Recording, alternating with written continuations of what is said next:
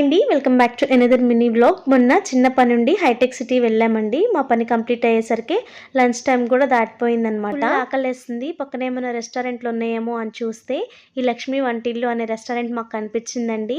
లోపలికి వెళ్ళాము. అంబియన్స్ అయితే చాలా బాగా నచ్చింది. ఏంటి జనాలు ఎవరు లేరు అనుకుంటున్నారా? మేము వెళ్ళేసరికి 3:30 అయిందండి.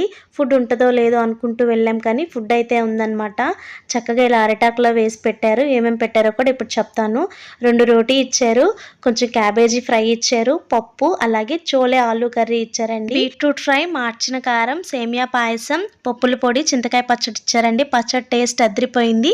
వడియాలి, అలాగే బగారా రైస్, వైట్ రైస్ మనకి ఎంత కావాలంటే అంత పెడుతున్నారు. టేస్ట్ చాలా బాగుందండి. మెడికవర్ హాస్పిటల్ పక్కన హైటెక్ సిటీలో ఎప్పుడైనా వెళ్తే తప్పకుండా ట్రై చేయండి.